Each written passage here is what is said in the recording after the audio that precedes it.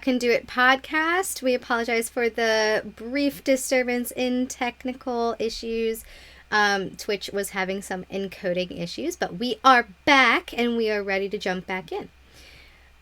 So Brian, I think we were in the middle of answering the question, is there anything you wish you could change right now regarding business, lifestyle, workflow, efficiency, or work-life balance? If so, what would you like to change, and what would it take to make that change? Sure. So I think the first thing is I wish I had enough to have an assistant, or someone that could ethically work under me. And what I mean by that is I would love to have a publicist, but publicists typically run $3,000 to $8,000 a month. Don't have that money, you know. I would love to have a manager that works on a percentage of what I do, but make sure that those things that I do are actually generating income, as opposed to saying I'm the manager and all you do is work on my streams. I'd rather create activities that make money than streams because I could care less about streams. So that, I just wish I have help and I have support, but I do need more. That's just an honest fact. And then in terms of things I wish I did in terms of work-life balance, I wish I slept more because when I first got started, I was running, I was running a lot. I started touring on Megabus, and before that, I was gigging via public transportation, and that robbed me of a lot of sleep. Now, fortunately, black don't crack. I know I don't look 35, but at the same time, it it's a fact, What? You don't heard that statement? No. I'm just shocked that you're 35. See, exactly. It's, I just sometimes wish I took care of myself more, and I'm doing that now. But there were so many all-nighters doing everything from writing to recording to gigging to driving, and I wish I did that because it didn't just harm myself, it harmed my relationships, both professional, romantic, platonic. I lost friends that thought that, I didn't care about them because I chose the gig over them for their, because a lot of people stop playing music because they go to too many weddings or they're always at some birthday party of a 1-year-old or a 2-year-old. And just for the record, I'm not saying that the end of your music career is children or marriages. I'm just saying that I chose to avoid those things. I mean, I didn't start dating until I was 28 because I'd rather focused on trying to get a career. And part of that was out of fear and self-esteem. And another part of that was I was thinking about the bottom line and money. And now that I've had a few relationships, I've had a few close friendships and things like that, I kind of just wish I had more balance when I got started.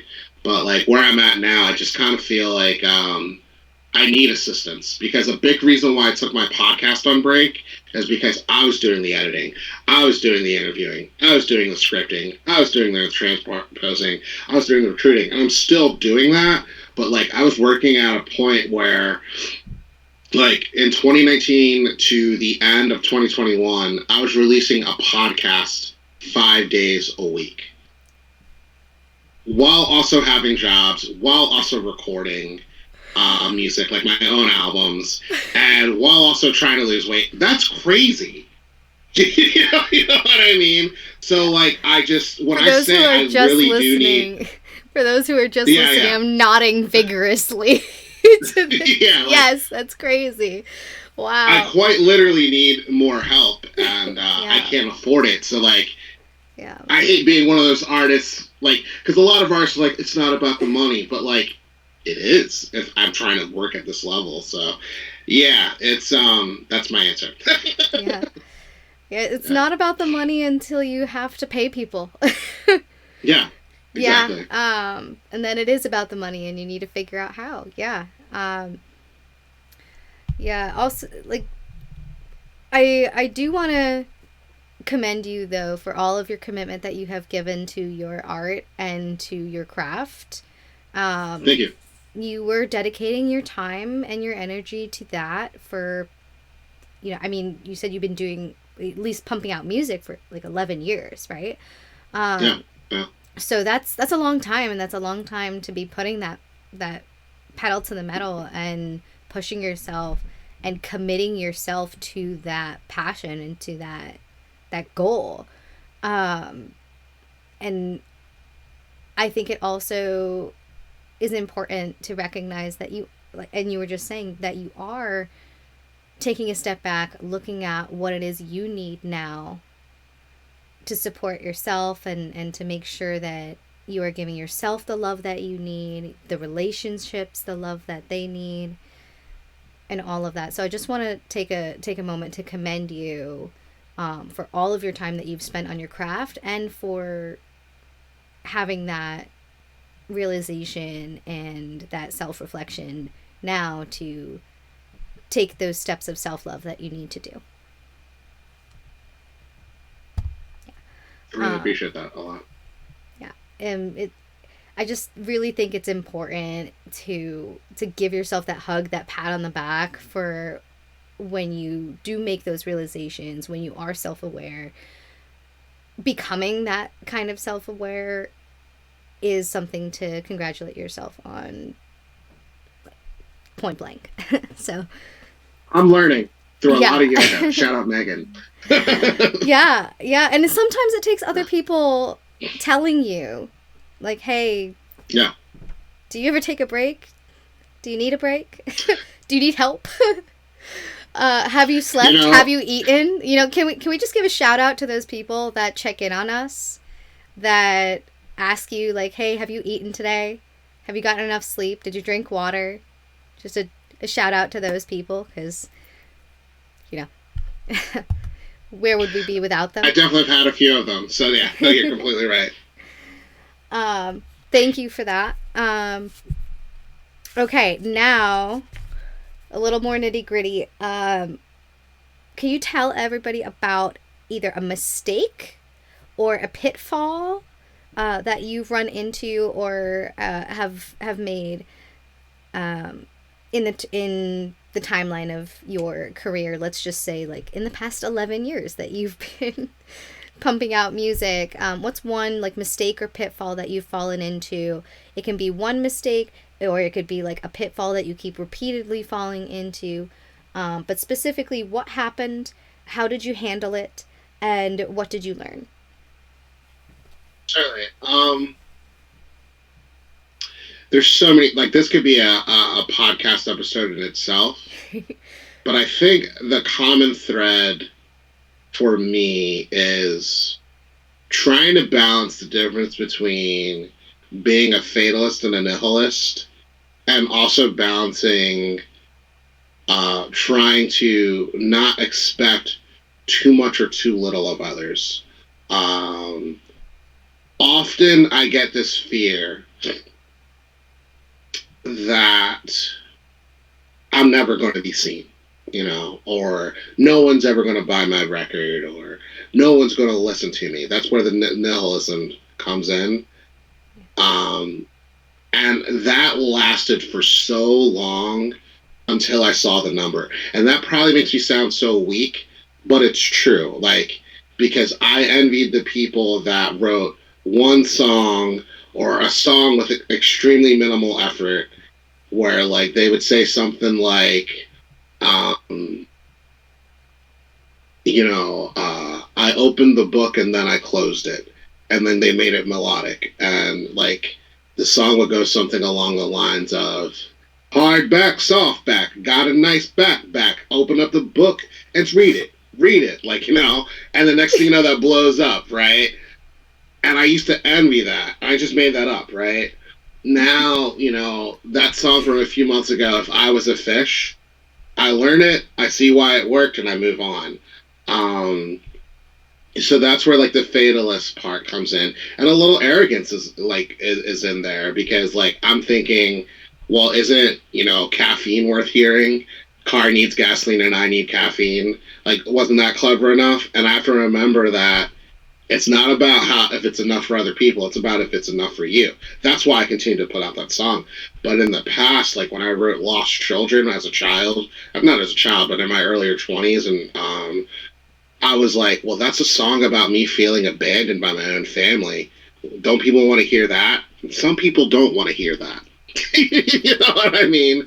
And I can't judge myself for the fact that I've written songs that the masses don't want to hear, but that song's for someone because the reality is there's a song for everyone. And then on expectations, I think it didn't take until I started touring constantly that your shows are going to be both big and small. You know, like my last show was in New Hampshire, and I played to like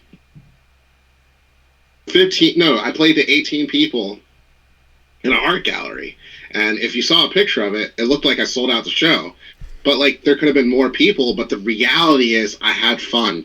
I made enough money to get to the next town. I made enough money to sell my records.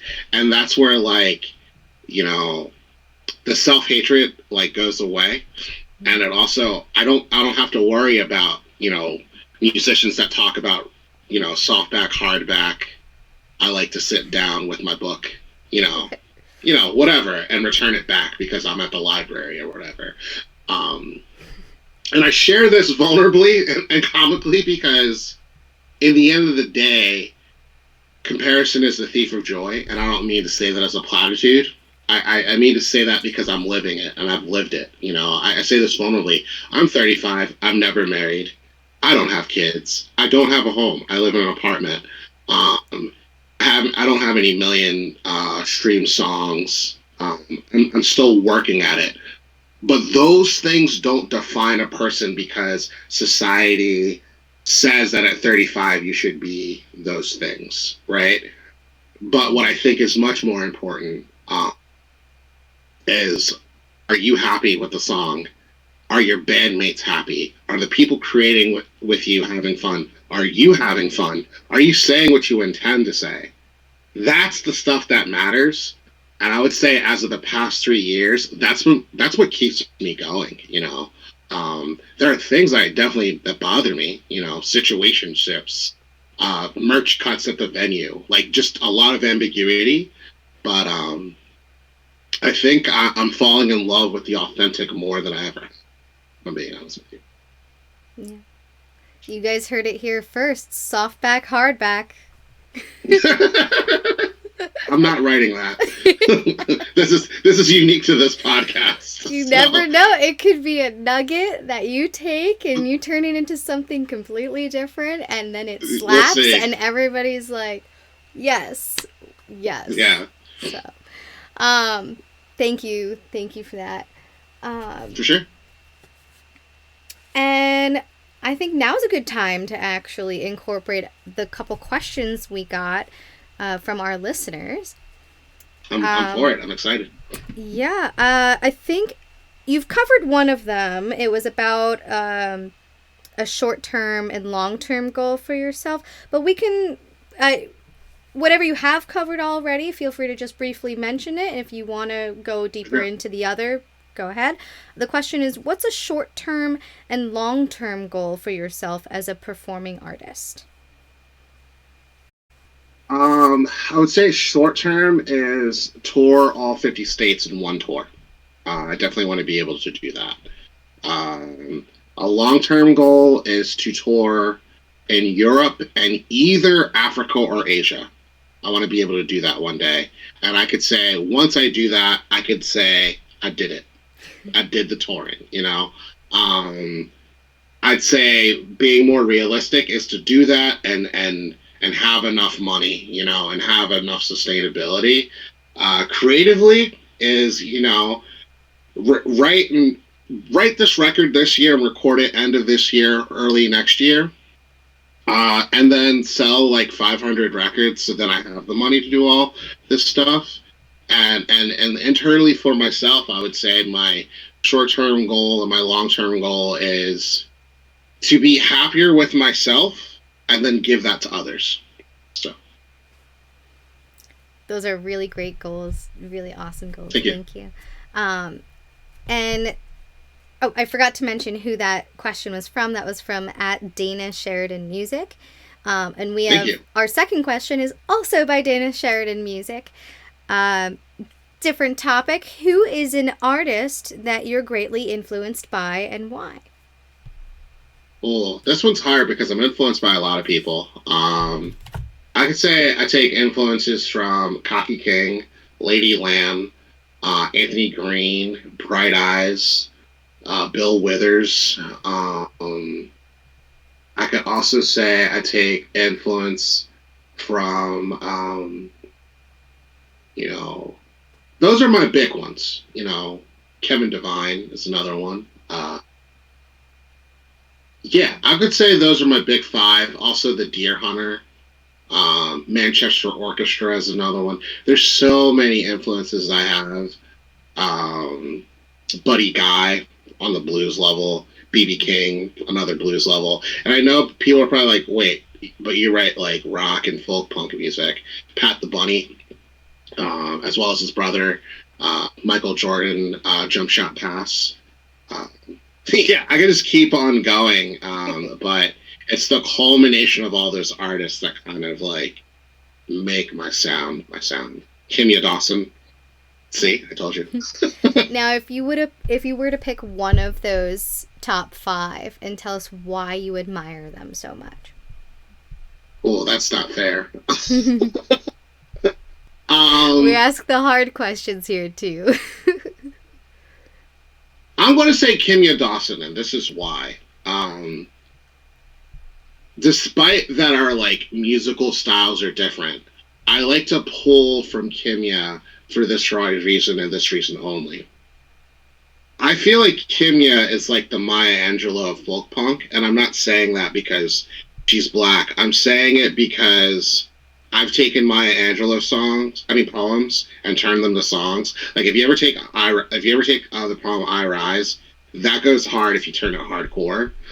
And I think Kimya kind of does a similar thing in the sense of like all of her work with the Moldy Peaches and all of her solo work. If you break down the prose and put it around different styles of music, it still sticks. And it's like one of my goals to take or write melodies and write words where no matter how you change the melody or the style of music, it still bops. And that's kind of like what I love about this person. And I love that they don't tour that often, but they're still heavily political and radical. And I've always thought about what does my life look like after A Day Without Love or after active A Day Without Love, because I think I'm probably going to write music till I die, if I'm being honest with you. But I don't think I'll call it A Day Without Love. Like if I'm talking about this stuff at 50, that's weird. You know what I mean? So I think I might just be an old man jazz man or something like that, or like make beats or something. I haven't figured that out. But I just kind of feel that Kimya really gets at the core of, I did all this stuff for the past 20 years. You know, I basically am the voice of an entire generation. My voice was used in one of the queerest films ever, Juno. Like, but I'm still me. And I think that's kind of important. Wait, Did I shock you? Your face is like, wait, what? your voice was used in Juno? No, my voice wasn't used in Juno. Her voice was used in Juno. Oh, her voice was... Okay. Yeah. My voice was not used in Juno. Oh, yeah, my brain glitched there for a second, and... Yeah, no. Her voice, like I think that's like really amazing. Okay, yeah. okay. Yeah. No. Oh my gosh, Juno, that's a throwback. Okay. Awesome. Thank you. And good shout out to Maya Angelou. Sure. All right. Big one for all our listeners. Do you have one piece of advice if you were to give our listeners one piece of advice, in case they want to do what you do, what would it be?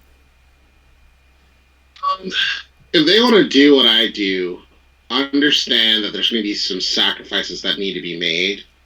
and you'll probably have to be chronically online, but not in the way that the internet says chronically online. It means you are going to have to do things that are unnatural, that which means like clearing out your DMs every day. Most people let their DMs hang, but if you want to get some gigs, you're gonna have to clear that. Like for example, I'm booking a couple tours, and when we took the little mini break, someone just offered me a tour date. I could have easily been like, I'm being present, I can't respond, but I responded and I got that gig date, you know? So like the point is like you kind of have to take this sacrifice where be present and pay attention to like the people you talk to, but also be aware that like much like your 9 to 5 job, music can be a job in the sense that there's someone that's always talking to you, and learn to filter because some people's intentions aren't authentic and some people's intentions are really to help you grow and move on to the next town, the next gig, and things like that. Fantastic advice. Thank you. For sure. Anytime. All right. We have 2 more questions to go, so bear with Sure. me. Um, these should be short and sweet, but we'll see. Sure. Anything upcoming that you're excited about that you want to tell our listeners about? Yeah. So, pause. When will this come out? So I'm hoping to upload this entire live stream to YouTube in the next few days. Okay, so I can't tell you the one thing. I'll tell you the one thing offline. Okay. Take that part out. Anyways, um, I would say March 11th, O'Brien's in Alston. I'm playing that, full band. I'm going on a little local open mic tour just around Massachusetts, just hitting up a bunch of open mics.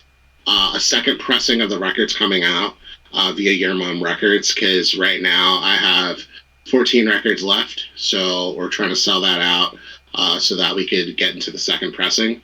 What else? A lot of music festivals are going to be announced over the next couple weeks from in Massachusetts, in Pennsylvania, in Rhode Island, in North Carolina, in Denver, and Maryland. Um, I'm going to bring back Dreams Not Memes. If you're a fan of food and where I eat when I'm on tour, from snacks to meals, follow A Day Without Love Food, not A Day Without Food, because that communicates something different that I don't want to communicate. I am also working on a split with 2 artists that I can't announce yet. And I'm also releasing a song that will be coming out the 24th of this month of February. So it already came out. So listen to Young, Black, and Gorgeous by myself, Valentine, and another MC. I'm mostly a rock musician. This is a hip hop song, and it's about Black empowerment. So yeah. Awesome. That's a lot to be excited about. Yeah, thank you. Congratulations on all of that. Thank you. Thank you. And now I'm just going to open the floor up to you. If you have any other outstanding announcements you would like to make, or if you want to tell folks where they can best contact you, find your music, book a gig with you, I'll leave the floor to you. You can go ahead and do your spiel. Really? So if you want to book a gig with me, either hit me up via Day Without Love or my website at daywithoutlove.com. If you want to get some merch, I have rotating merch. Some is print on demand, some is limited edition. Go to daywithoutlove.com/merch. I have a Patreon where you can keep track with my song a week endeavors. So I pretty much usually release between Thursday and Saturday. There's new content that shows up or new songs that show up. I'm always open to write new music or be a session person, so always hit me up for that. Shout out to Eric Aristi for connecting us, because that is really awesome, and Eric is a very nice human and a very awesome and talented human, so I'm thankful for that. If you want to get my vinyl record, like I said, I have 14 left of the first edition. Second edition will be coming out, which will be shinier with a lot more cool, fancy things. And that's about it. I'll be touring, and you'll be seeing those shows getting booked. So yeah, Awesome. Thank you so very much for joining us anytime, tonight. It has anytime. been an absolute pleasure having you on the show. And Thank please you. feel free to keep us updated with all the goings on in the future. We would love to hear For sure. from you. Um, Thank you. Thank you, everybody, for joining us tonight on If Duck Can Do It. And we look forward to seeing you guys again next time. Thank you, and Thank have a you. good night. You too.